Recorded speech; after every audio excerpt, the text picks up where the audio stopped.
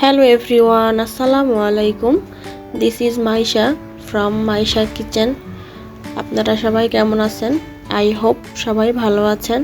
আমি একটু অসুস্থ থাকার কারণে রেগুলার ভিডিও দিতে পারি নাই, তার জন্য আগেই আমি সরি।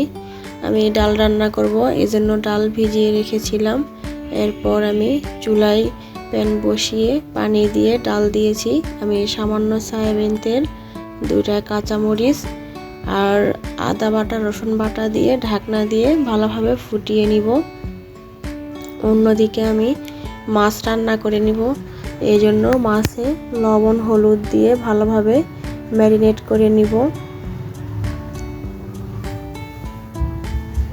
মাছ ভেজে রান্না না করলে আমার খেতে তেমন একটা ভালো লাগে না, এই জন্য মাছ ভালোভাবে ম্যারিনেট করে নিলাম।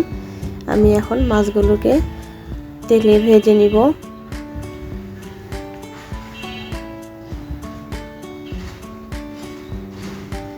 এদিকে ডাল সিদ্ধ হয়ে গেছে। এই যে ডালে যেহেতু আমি হলুদ দিই নাই, এই জন্য ফ্যাকাশে কালার এসেছে। এই যে ডাল সিদ্ধ হয়ে গেলে শেষ পর্যায়ে হলুদ দিয়ে ভালোভাবে ঘুটে নিব, এতে করে ডালের একটা সুন্দর কালার চলে আসে। দেখুন ডালের কিন্তু একটা সুন্দর কালার চলে এসেছে। আমি আসলে এভাবেই ডাল রান্না করে থাকি, এতে করে ডালের সুন্দর কালার আসে, দেখতেও ভালো লাগে। এই পৃথিবীতে মানুষ বড়ই স্বার্থপর, আসলে কেউ কারো নয়। দিন শেষে সবাই একা, নিজেরটা নিজেকেই বহন করতে হয়।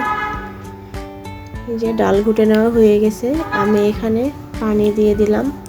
যেমন ডাল রান্না করব ঘন বা পাতলা, সেই অনুযায়ী পানি দিয়ে দিলাম।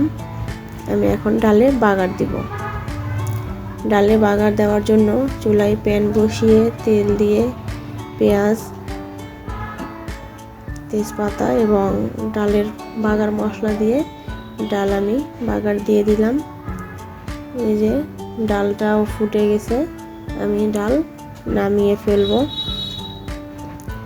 অন্যদিকে আমি মাছ ভেজে নিচ্ছি। মাছ রান্না করাও হয়ে গেছে মাশাআল্লাহ।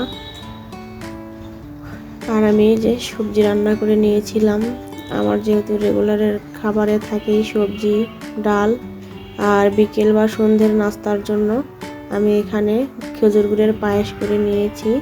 আমার এই ছোট্ট ব্লগটি আপনাদের সাথে শেয়ার করলাম। কেমন লেগেছে সবাই অবশ্যই কমেন্ট করে জানাবেন।